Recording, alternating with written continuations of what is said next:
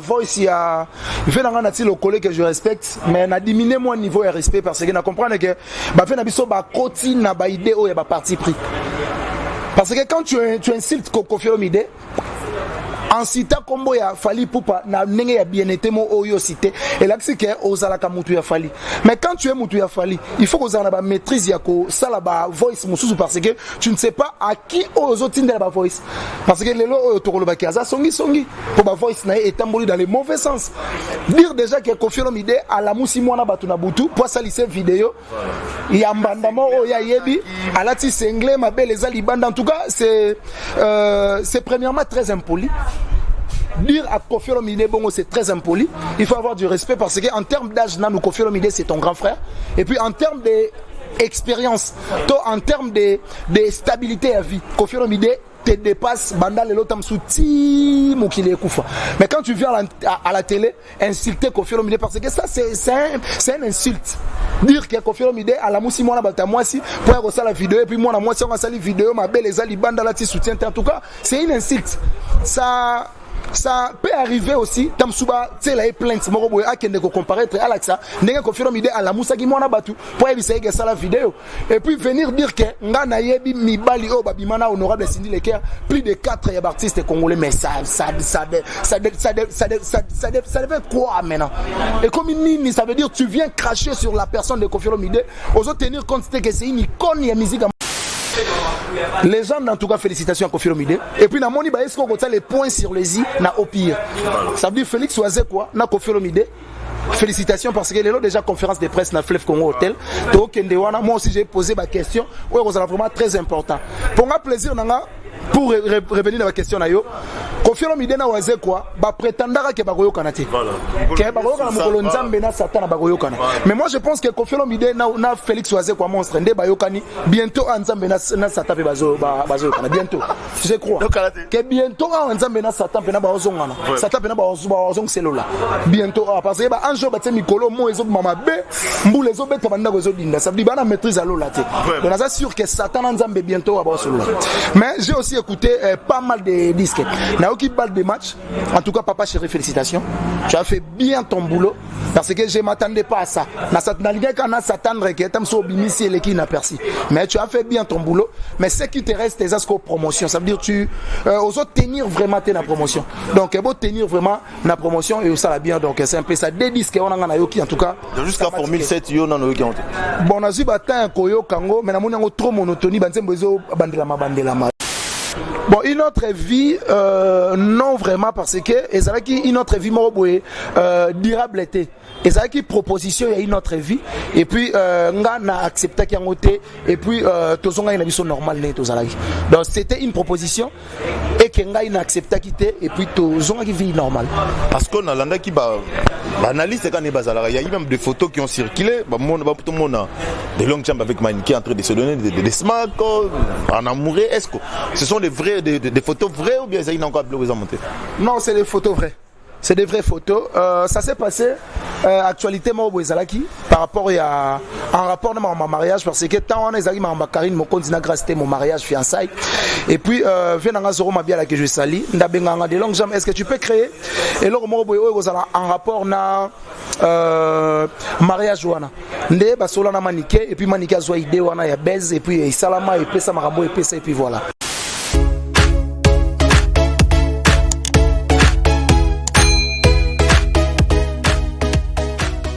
Ça sera toujours les baquets, ça sera vraiment ébélé, le savez être mieux pour la rosée, la kaka pour bien boire mon nom d'engue zalara.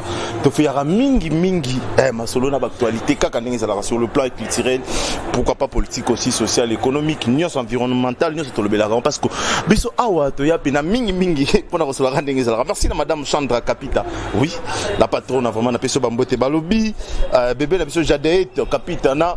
Lors de Capita, papa Emmanuel la pisope bambote quand ndenge zala biso toko saka mosala awa to yepena mingi pour to sala analyse ya maima ko le canat personne merci surtout na papa Jean Bosco Luba qui mutamba to mama kato lutete c'est quand na la biso na niveau Irlande bolanda vous avez vraiment ébélé d'accord na niveau Rennes bino nyonso dans coach Amala vous avez vraiment ébélé merci surtout pour la fidélité la confiance au sala biso les années les to yepena photo solo to mais que peut analyser maini ni mao le lelo surtout dans le monde musical d'actualité za moi ébélé auto mais ka solo na ndeko to yambile lo babi de longue jambe oh lelo yé pe na actualité mamba maniqué vraiment tout monde va sortir médiatique ne créer qui peut moi makambo ebele to kolobela ngo mais to kolobela mingi to ça mingi banalise na actualité o ekole kaka surtout na yango na kolinga bozala wana bozala pena wana po boyokani to solo na okena mingi ko manan oaza confrère Nanga Mopanzi Sangopé de longue jambe non. Ouais, ça va par la grâce de Dieu et puis très ravi à partager même plateau nayo. Je pense que abonné tout, il y a Kin et Elengi télévision en tout cas officiel s'abonner massivement. S'abonner aussi na longue jambe officielle. On a déjà bébé mon autoboti asika longue jambe officielle. J'avais vraiment soif à observer tout. Mais tellement j'étais derrière mon tout, il y avait pas moyen vraiment d'abimisa capacité nyoso. Mais je pense qu'à travers ma propre chaîne, je vais aussi s'exploser autrement. Merci d'avance, n'a pas tout bazo s'abonner. Et puis merci déjà Naya Gorotu le voisin mami, maman est glonde depuis l'Allemagne, Azolandanga. Et puis n'a pas si bambo tebele, Naya Willy Mouchen, véritable code sponsor officiel. Honorable Christian Mokouti Azala Patriots, au pas sponsor il y a Longue Jambe officielle. Et puis bébé Chico Mannequin Château Rouge, Gentika son bourgeois ex no commettre les passes à gentillesse. Et puis boutique d'habillement MHLMB na Bandal na Sundi, tout est réforme on est ça bien.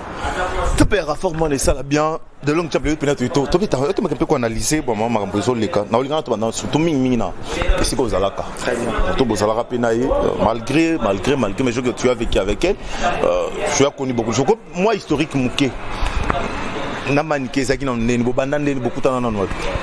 Ouais, je pense que Maniké, tu travailles na film et pas avec na Ken puis na que juste sali en Belgique. Tu travailles na film et puis et au sala ngana longo film parce que ngana longo avant 5 mois que na longo film na sali chemin na kenda na ba chaîne musupo ne pas citer ba combo et puis du coup et ça là que après ngai Maniké pa yo longo film ndé asala déjà site na mo Maniké de John Tokos officiel atalaki nani wa ko travailler na par rapport à makambo par rapport à vitesse ndé asala qui appelle na long jump et puis na sala qui wana la bienvenue na sala qui wana j'ai exercé musala nanga na sala yango parce que quand moi j'étais venu na chaîne à Maniké na skutaki chaîne wana 3000 et quelques abonnés si na commission ba 14000 et puis je me suis décidé maintenant travailler seul pourquoi travailler na ba chaîne au thème sous balinga de longue jambe Alex AP face na ba chaîne na bango et tout c'est un peu ça historique. C'est un peu ça l'historique mais to vendre to la muka aujourd'hui on a vu Maniké faire des sorties moko ezaki vraiment ya mabe oyo comment même ko toucher même bon moto ya mutu aller même plus loin avec Cindy Leker to yebaka Cindy mutu le baranete mais surtout quand Cindy le lobby de fois on se pose des questions est-ce que Kozala youtubeur, Kozala influenceur ou influenceuse ça nous permet ya ko toucher à la vie privée voir même ya ba mission to lobela. Non, je ne pense pas que ça yango. Je ne pense pas que ça yango. Je pense que Moussa Nabiso ezalaka ko sala ba analyse sur ba fait ya makambo ya mutu ça veut dire vie professionnelle ya mutu. Ndeto sala yango ba analyse. Mais ce que sala analyse na ba vie privée en tout cas analyse et 6 licences. Et 6 licences parce que personne peut accepter toucher vie privée naïe alors qu'il y a zappé na famille naïe. Ça ma responsabilité naïe. Quand tu touches vie privée à moto, ça peut aussi affecter pas seulement famille naïe na batu au balinga kai. Donc je pense que biso photo ça la analyse sur misala ya batu et non que vie privée à batu. Pour ça créneau na bisoté. Voilà, ça créneau na bisoté. Je crois que tu as vécu avec Maniké. Oh il y a bimisi lelo na poisa boye. Tant on peut bozalaka. Est-ce que ça arrive à comprendre que tu Maniké de prendre par exemple particulier avec Cindy Leker ou soit avec Kofi Olomide parce que na comme Maniké c'est comme si tout a commencé tant on va bien na principal pas Kofi Olomide. Non, je pense que ebandi wanate guerre il y a qui c'est toujours na Maniké za guerre nanu au départ il y a moi c'est mobali ça veut dire Maniké c'est sa femme pour qui c'est toujours za cousine pardon il y a babiando nga chokoro père son âme. Je pense que ça a une guerre d'esprit par rapport à Bolingo. Il y a Bolingo et ça a moins cher na bandenge nango. Mais je pense que Lobake Mutaza derrière Maniké, je pense qu'il y a personne derrière Maniké. Maniké à Lobake par rapport à la guerre naïna Kisinjora. Ça veut dire au départ déjà ça a une guerre naïna Njora à travers Kanda wana ba guerre naïna qui tamsu ko tenir ba propos à Tenaki et puis Njora a correct ko supporter en côté to ko assumer en côté. C'est pour cela aspect qu'il a qui yango et ça là ou ko ça là pour asa quitter tamsu na dossier mo ya bon. Mais je pense que Esali Maniké de John pour l'instant à prison centrale de Makala n'a pas essayé bon séjour qu'on a pour séjourner wana. Je pense que Basali yango pour na roboma été basalango pour na kopesa capacité basalango pour na ko rééduquer pour ne pas tamsou revenir encore ko tenir ba popomo ya bongo eza ko léser pas seulement ba vie privée ya batu ba vie publique peut aussi. Non seulement ma vie privée, ma vie publique peut, mais de longue terme, ce qui nous intéresse aussi plus, c'est ta vie avec Maniké. On a vu deux fois au salaire sorti médiatiquement, au mec qui peut expliquer qu'en dehors il y a Moussala, en dehors il y a vie professionnelle, bon, moi il faut entretenir une autre vie avec Maniké. Bon, une autre vie, non vraiment, parce que une autre vie durable était. Et ça qui proposition, il y a une autre vie. Et puis, on a accepté qu'il y a un côté. Et puis, tous on a une vie normale. Donc, c'était une proposition. Et qu'on a accepté qu'il était. Et puis, tous on a une vie normale. Parce qu'on a l'anda qui analyse quand il y a eu même des photos qui ont circulé. Tout le monde a des longues jambes avec Maniké en train de se donner des smacks, en amoureux. Est-ce que ce sont des photos vraies ou bien ça y a encore monté? Non, c'est des photos vraies. C'est des vraies photos. Ça s'est passé actualité par rapport à un rapport de mon mariage parce que tant on est ma Karine mon continent grâce c'était mon mariage fiançailles et puis vient dans Zoro ma bien là que je sali ndabenganga de longues jambes. Est-ce que tu peux créer et là en rapport na mariage wana nde basola na Maniké et puis Maniké a zoa idée wana ya baise et puis salama et puis ça marambo et puis ça et puis voilà. C'est même pas un peu ça tout ça dans notre surtout parce que nous faisons surtout des analyses par rapport à on la scène vous va toujours vous abonner massivement dans Babi qui n'est Lengi TV officiel vous s'abonner vraiment vous allez bien parce que ah tu sais bino makambo bien payer malongé ko sala kaka parce que Lengi qui est là tara Lengi Babi Lengi ça pina ah Lengi capital de longues jambes sikoyo en parlant ya Lengi les loto là to la makana dossier yo to monaki sinani Maniké qui a parlé de Fali pour pandenga bimarana est-ce que Ozoa déjà les solos bon koyeba ke Fali pe abimana sindi leke.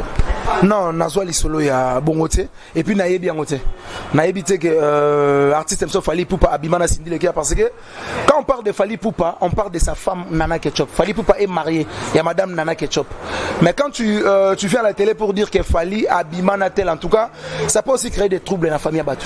Na foyer Abatu pardon. Parce que nous sommes sans ignorer oyeba que Fali azarana moi cinéma Nana et puis bazana ba na bango otoyebi ba kombo pour ne pas citer. Mais venir à la télé dire que Fali Poupa bimana tel moto en tout cas, c'est pas bien aussi à l'égard de Fali par rapport à la crédibilité, dignité, to ba valeur auto pe saka artiste Mso Fali. Je pense que ba discours ya bongo c'est pas bien, c'est pas aussi permis parce que sa vie privée à moto. Même si sa vérité to za lokuta, c'est sa vie privée. Nous on vient ici pour faire l'analyse de la vie publique ya batu. Mais quand tu commences à faire de l'analyse de la vie privée à batu, ça devient donc hors analyse si je peux dire comme ça. Donc c'est un peu ça. Donc je sais que Fali Poupa est marié à madame Nana Ketchup. J'ai vu aucun jour Fali Poupa to na yoga lisolomo ke abima na sindi leker et ça ba spéculation mo ba spéculaki au bazana on a maîtrise des informations si je peux dire ça. La spéculation bateau bazaki na maîtrise des informations mais en parlant de toutes ces choses comme on dit après parce que jusqu'à nous analysons tozo betara masolo après sortie à Maniké après arrestation à Maniké aujourd'hui tozo retrouver au Yaza Biso confrère Nati Lokole. N'a pas une question moi avant même dans le mamarambon de longues jambes aux confrères aux journalistes est-ce que métier na biso il est le journalisme et comment c'est que tous à lokola ba umbu ya bato to lobela misala la ba soit ba musicien il faut toujours derrière le musicien.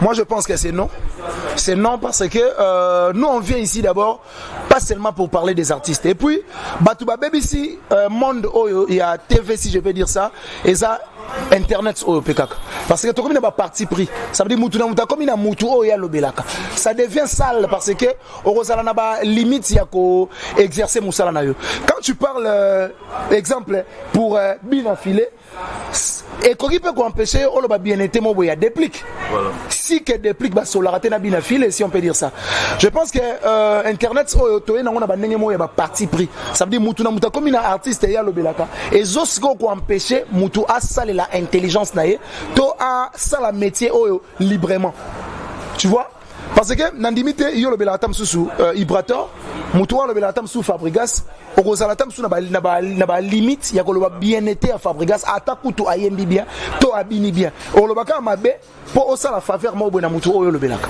et puis c'est pas bien parce que biso musa na biso ezaka yako promouvoir l'artiste na biso l'artiste musa na ngeza ba koti studio ba beti disque ba te disque na terrain biso to eko sala analyse sur yango to lukeli bango place bazana ba erreur place o bazana faute pour lobby ba performer parce que tant tozoya ponako nuire artiste na biso ezala kola tozo comment dirais-je moi na a finga ba parents na ye mukolo voisin ko finga parents na ye a ozala tamzu na soni ya ko webse ke tiko finga ye parce que ye moko alakisa bato déjà na finga kai. Donc je pense que un jour ce qui est salami que artiste moi libanda un jour tout parce que de Bordeaux les kufa a finga fali poupa. Maintenant, on a la sortie médiatique na maniqué, tout ça l'émission pour nous répondre des Bordeaux et puis à soit émission à postant on a page à plus d'1 million d'abonnés. Donc ça veut dire que tu défends artiste congolais, pas seulement pour Tozaginaye, mais tu comprends que quand tu touches l'artiste congolais, tu touches directement les Congos. Quand on parle des Congos, on voit drapeau Nabiso et puis notre président Fachi Beto. Comprenez? Donc ça veut dire qu'il faut te protéger ma valeur parce qu'à travers ma valeur, on a des salariés Biso Peto Mataba avion, toi qui négocier la bombe conférence, toi qui négocier la bombe Moussala où ils ont dessiné pour Nabiso. Mais si on te ça la boue, peut-être faire et azarna pour ça à voyager nayo par rapport à savoir faire nayo, mais tellement zarana kamoro yo kumisaka et empêcher tamsusu aucun dépôt et servir pendaku pourquoi pas provision et ça la pétam sous besoin moi yo zanango maintenant toujours tika la stationner ezo diminuer biso niveau à ko réfléchir ezo diminuer biso niveau intelligence toujours tika la statique et puis c'est pas bien. Oui, c'est pas bien. J'ai posé cette question parce qu'on devait quand même réfléchir par rapport à Ninuana. Parce qu'on a remarqué aujourd'hui, Bisso, journaliste, apparemment, tu as commis plus de créateurs, il y a des problèmes. Très bien. Bisso, tu as mingi, essence, moto, vie, musicien. Aujourd'hui, on a été surpris, je crois que vous avez informé, comment on a. Voice, moi je peux dire Voice One peu en quelque sorte Nati Lokole a exposé que Voice One en privé avec Ambroise mais malheureusement il a effrité mais quand Nati Lokole Koloba lui il est allé plus loin pour même dire que si Maniki a parlé de Fali lui il peut même citer plus de 4 musiciens qui ont sorti avec Sylvie Lecker et Kofi comme à Lokola il y a même un mot qu'il a utilisé Azam multi-récidiviste c'est ce que je dis quand on dit multi-récidiviste ça veut dire que Bakanga est trop je ne sais pas. Est-ce que ce genre de propos et qu'on pas les journalistes? Bon, je pense que sortie médiatique, Voice, il y a le collègue que je respecte, mais on a diminué mon niveau de respect parce que je comprends que il y a parti pris. Parce que quand tu insultes Kofi Olomide, en citant combo ya Fali Poupa na nenge ya bien été mo oyo cité et là c'est que ozalaka mutu ya Fali mais quand tu es mutu ya Fali il faut que ozala ba maîtrise ya ko sala ba voice mususu parce que tu ne sais pas à qui ozotindela ba voice parce que lelo oyo tokoloba kaza songi pour ba voice na etamboli dans le mauvais sens dire déjà que Kofi Olomide à la musi mwana batu na butu pour saliser vidéo ya mbandamo o ya yebi alati sengle ma belle ezali banda en tout cas c'est premièrement très impoli. Dire à Kofi Olomide bon c'est très impoli. Il faut avoir du respect parce que en termes d'âge, Kofi Olomide c'est ton grand frère. Et puis en termes d'expérience, en termes de stabilité à vie, Kofi Olomide te dépasse banda le lotam souti mokile kufa. Mais quand tu viens à la télé insulter Kofi Olomide parce que ça c'est une insulte. Dire que Kofi Olomide à la musi mona bata moi si pour avoir ça la vidéo et puis moi si on a sali vidéo ma belle ezali banda la ti soutien en tout cas c'est une insulte. Ça peut arriver aussi tamsuba tsela et plainte moko boy akende ko comparaître à l'axa ndenge Kofi Olomide à la musa ki mona batu pour ebisa que ça la vidéo et puis venir dire que nga na yebi mibali o babimana honorable Cindy Lecker plus de 4 artistes congolais mais ça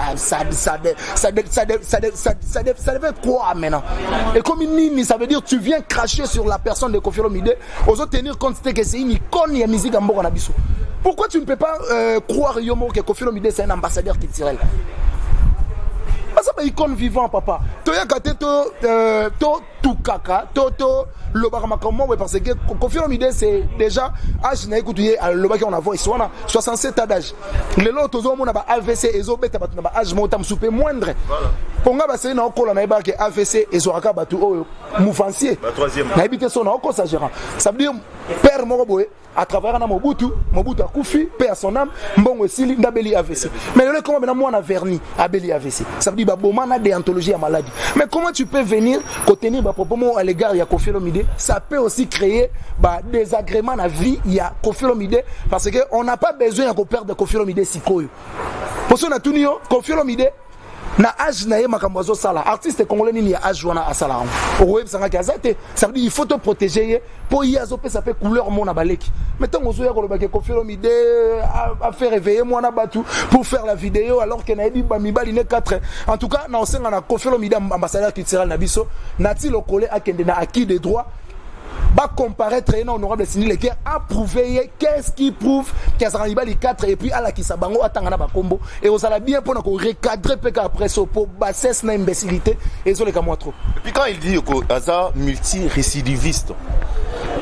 Oui, certes, on a connu des problèmes. Koffi Olomide, oui, Toyebi. Koffi n'a jamais été condamné. On a condamné, il était Bakitaï. Mais quand tu dis Hazard récidiviste, c'est comme si Hazard Moutou Hazard a déjà condamné dans le dossier Morobo Yabasi. Très bien. Je ne sais pas. Je n'arrive pas à comprendre. Jusque-là, moi-même, ça m'étonne. Nazo s'est posé ma question. À confirmer qu'il t'a affirmé. Parce que dire que Koffi Olomide, c'est un récidiviste, aux autres, on peut avec orgueil, parce que ce qui déjà voice ça dit que orgueil mais dire des choses que tu n'as pas de preuves tu peux aussi faire la boloko effectivement au ça la boloko ce qui l'état kangi mutu akanga mutu par raison d'enquête ce qui va quitter mutu c'est que l'état comprend que ça qui pour rien parce que mutu ça là pour rien balombala comment toi tu peux venir ici affirmer que Koffi Olomide c'est un récidiviste mais à la musimona en tout cas moi ça me dépasse ça me dépasse vraiment. Vous comprenez que tous on a des longues champs, on essaie un peu d'analyser par Mambo les Karamboga et surtout dans le monde dans biso oyo. On a mis tout na kanati le collé. Tu as commencé la télé depuis bien longtemps. Pourquoi tu as la paix tendenge ba ser na biso? Je ne sais pas. Objectivité les lots. Il y a on a le objectif. Yo mami lela atongi. Atonga ate. Et puis là on a hôtel mais la makase ça ba côté si qui pédé na presse ça veut dire on sera déjà pédé na palais mais voyez maintenant na copa qui pédé na presse est-ce que est important qui pédé les informations ça veut dire vous informer c'est notre devoir c'est vous informer bateau batal rabiso mais quand tu viens à la télé tu fais des choses comme si mais ça n'a pas de sens. Moi je l'ai toujours dit Koffi Olomide quand on est de longue jambe il faut te protéger oui à sa valeur pour nabiso valeur il faut te protéger parce que quand tu as l'âge V1 je ne sais pas pour ne pas parler c'est Maya Congo parlons quand même Afrique quand tu es en Afrique même monde âge à Koffi Olomide à ça là spectacle à ça je ne sais pas ce boyebi bango c'était les biso bango pour monde que so yimuta modèle en tout ça pour protéger était monelo e kamisanga le biso Koffi Olomide a kufi nati le kolo legi na TV la guitare sara malam ko ba ka sala rabu asala mais nous avons na veste nous avons du mal aujourd'hui d'accepter bango basaka na katiote tanga zo ya kolobela muto ya finga ka bolamu akoyeba na cravate na veste yanga bata ba cravate na veste na linga bango te chance yo otango na chance. Merci beaucoup comprenez tous ana de long time toko solo mais sikoto okende ya part ba makambo to beti mukina ulinga comme Mickey attendez autre petit calibiso tu vas un peu analyser sur l'album Ibimaki parce que c'est vraiment ça la biso faut te lever la raison aujourd'hui to moni album Ibimi balle des matchs en terrain to moni légende ya Mopa Wezali to moni comment dirais-je formule 7 pays en terrain to moni pe au pire ya Koffi Olomide na wasi quoi pe Ibimaki de longue jambe en tant que chroniqueur d'abord il y a musique tu es censé causer la peine na kati ya mondo wana très bien na oreille musicale notango ko yoka album ani bimi nini album nitango yo yoka qui te dit non c'est monsieur à travailler pour être franc mon nayoka légende étonnant je m'attendais pas nayoka qui m'a pas dit Djembia tango na bi mais oh légende parce que ça na chamo etikenga na kati eza femme maloba Koffi Olomide lobi na femme ça veut dire ezaba maloba oyo ekotika la anthologique ça veut dire ezate ke linzanza libonga na langi eza pena ke maloba oyo moi na pas ko vanda boye et pesi epé idée mobo en termes de magambo ye azana oposa les gens en tout cas félicitations à Koffi Olomide et puis na moni ba est-ce qu'on les points sur les i na au pire ça veut dire Félix Oazé quoi na Koffi Olomide.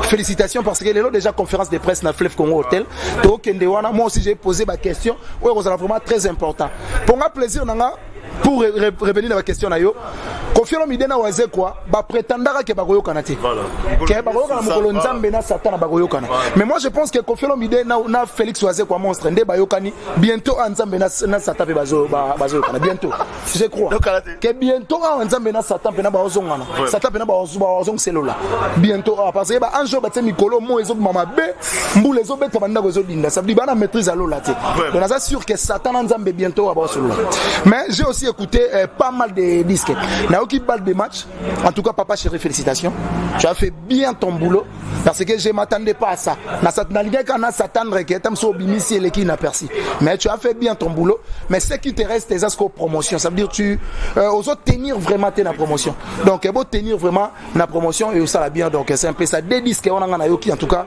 jusqu'à Formule 7 yo na yoki on bon na ziba ta koyo kango mais na moni ngo trop monotonie banzembo ezo bandela ma donc banzembo ezo bandela ma boyo kaki boyo kango suso boyo kango dans moi monotonie ya ba rythme ezo bandela ma en parlant de Papa Chéri na rolinga pe na profiter na raison le bapé Papa Chéri au sali album wa kitoko mais sérieusement tout le monde y a RFI, tout le monde y a partout l'équipe à France 24. Mais sincèrement sur le plan local, ce qui fait que l'album est ça succès Zarana nous pote. On a le baron clair. Mouton ça succès na Kinshasa Malamo na pote ça succès. On a nos succès na pote ça Kinshasa au Sali. La charité bien ordonnée. Effectivement. Ceux Kinshasa au Salité Papa Chéri sincèrement Mosaka na bi obunda mingi depuis au lobel album mingi. Roger Ngandou bon me campé ko la muka, bo la musa pe album batu pe bayoka. En parlant de Formule 7 sincèrement moi na yoki Formule 7. J'ai compris ce qu'il fallait faire comme travail. Monotonie, oui. Mais est-ce que, en parlant aussi de monotonie, est-ce que monotonie dans la musique est amabé? Bon, monotonie dans la musique, en réalité, c'est amabé. Mais est-ce que 5, 6, 7 T, on a commis excès de monotonie.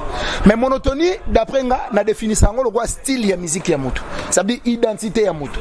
Tu peux koyoka rythme monde ti tchatcho, ou comprendre ba mo c'est Koffi Olomide. Ce koyo ki tam susu Zaiko, ou comprendre que c'est di Zaiko. Mais si koyo, il y a aussi ba monotonie ya mabe. Ndeka na utu ko expliquer yo, et zongeli 7 fois oui fonandemo. Ça veut dire artiste n'a pas vraiment bien réfléchi. Ça veut dire mutu na ye est suité pour à servir battu. Donc ça veut dire kosaleka mbang donc la chanson on a ben en français impermanence. Ça veut dire tout c'est le mot lelo pour kufa lobby impermanence. Mais il faut que ça rabanze momo avis. Ouais le Papa Chéri ba chef d'œuvre. Pour le pour qui nzembo le roi diva il y a Koffi Olomide loko la kanzembo lelo. Ceux qui banzembo le roi ba coucou banzembo ka le roi lelo. Ceux qui banzembo ba omba le roi kanzembo mo lelo. Donc ça veut dire perfection na musala. Et ça rappelle bien parce que perfection, les Londres n'ont pas compris que ça a domaine privé à travers Nzemboya, femme. Et il y a femme, on aura le syndic qui a Mbaboué. Perfection, et ça, domaine privé ensemble. Ça veut dire beau ajout. Donc ça veut dire beau matissi agou. Donc vie dans bon zambène de perfection. C'est ça. Mais à part là, il y a l'album, mais apparemment nous avons vu aussi deux personnes. Oh, quand même, moi je tiens, surtout à féliciter c'est Léo Scrab. C'est Léo, c'est que tu as fait, personne ne pouvait s'attendre que c'est Léo pouvait faire ça. C'est encourageant. Moi j'ai toujours aimé une chose en toi. Sérieusement, là je l'ai dit, il y a une chose que j'ai toujours aimé chez Céléo. Il peut être tout ce qu'il est, mais ce qui est mis en lui, c'est quoi? C'est le courage. Céléo est tellement courageux. Tout le monde a Céléo, on a le baron toujours. Céléo a ça la promotion, il y a martyr, il a fallu qu'on les fallu. Très bien. Voilà, peine, ils rassemblent de bas. Ceux qui promotion, il y a un stade de martyr, il a fallu seulement Céléo a ça la promotion qu'on les cas tout le monde. Parce qu'on a senti que quand on a besoin qui peur, il y a Céléo. Et aujourd'hui, Céléo, tout le monde combien bimi, tout le monde peut bizorbi à faire écober. Tant qu'on tout sentez quand même musique, il y a quand même avancement où tout ça la stationner, c'est comment? Ouais, je pense qu'il a toujours avancé. Et puis félicitations déjà à Célos Kampoutine, na Moussala. Et puis moi je te félicite déjà depuis longtemps parce que tu es encouragé. Venir faire face à la musique à Congo, ton marché des disques à Congo, c'est pas une mince affaire. C'est que tu as fait en tout cas bien réussi. Et puis moi je pense qu'il faut ce qu'on va chanson en Ouéa. Je sais que tu chantes déjà bien. Et puis Erosapen a featuring il y a bien. Je pense que sur cette promotion vraiment Ndengo Seli Kombe, ça peut aussi tenir. Ndengo Kombe et tenir. Mais pour revenir à Bizorbi, en tout cas, faire rigolo aussi, félicitations parce que j'ai eu beaucoup de temps. Il y a quand même ça fait, il faut qu'on change entourage, il faut qu'on change bureau. Mais je pense que Bizorbi est vraiment idée na biso pendenge tolobaka. Faire la promotion, c'est promouvoir aussi la musique. Ça veut dire que bazo kango trop et peut se rappeler musique na mondenge morobo. Mais tant que tous ça la musique pour ne pas faire la promotion et ça la moi genre donc félicitations na bureau surtout à faire. félicitations aussi à entourage naïe. Je pense que ce que vous allez faire maintenant, c'est promouvoir la promotion pour Stade des Martyrs, c'est pour bientôt. Est-ce que Stade des Martyrs entre nous, parce que les amis à lobby, est-ce que année on peut croire réellement une année électorale? Est-ce que va marquer une bêta? Et complètement. Pourquoi pas? Parce que on est là dans le département. Non, élection dans le département. Et puis en tant que leader d'opinion, on a déjà nos cartes électeurs parce que c'est pour Calatroté parce que on a déjà en tant que citoyen congolais. DJMB a déjà en tant que citoyen congolais. Je pense que tout batikali nos cartes électeurs parce que c'est un devoir civique. Donc je pense que élection est causala. Et puis stade nyonso ezaki promis et betama en 2023 et kozala. Je crois que kozala parce que élection et déranger stade te ndenge concert et déranger pe élection te. Je crois que kozala. Poto j'étais na biso na lingaki aussi ça me linga na mutu. Aujourd'hui nzamba limbisanga na yeba te na benga ye prophète na benga ye pasteur on a yeba penza place na constituer te Denis Lessi. Tout le monde va sortir médiatique à Denis Lessi, il est allé même plus loin. Il trop, surtout, pour revenir dans le profiter, mais tant que l'on a Denis Lessi, est-ce qu'il y a solo Pena Bonzambé là? Bon, il peut avoir aussi Bonzambé parce que Dieu parle tantôt d'une manière ou d'une autre. Nazarana, il a la Bible. Tu as vu Noé? Mazaram t'a pas quitté Noé. Noé a mis la bombe, kala, c'est quand tu catalyser les athées. Mais, nous avons appelé cette vision à la boîte. Mukolo azwa idée ko construire boîte wana bat ba tra ajom da ba kwiti otala bula bule mais tant mbule bandaka yende asova batu ça veut dire ba prophète wana komba de lilesi basaka bandenge na bango basolana nzambe parce que Jérémie 33 toi ezara verset o bana nzambe basolana père na bango nzambe mais ba pasteur on dirait ba na numéro musu ya nzambe pour nzambe numéro wana Jérémie 33 3 on dirait changeant ba benga ngotro ST benga Ukraine benga Russie benga ba guerre ezana ba mboka ça veut dire ba comment déranger nzambe trop mais nzambe soit ça na numéro wa solana on a bana naï comme ba prophète comme ba pasteur donc je pense que personne ne peut juger l'homme de Dieu parce que moi aussi j'ai pris. Je ne peux pas m'asseoir ici pour insulter l'homme de Dieu parce que n'a habité alliance nini o basakono nzambe.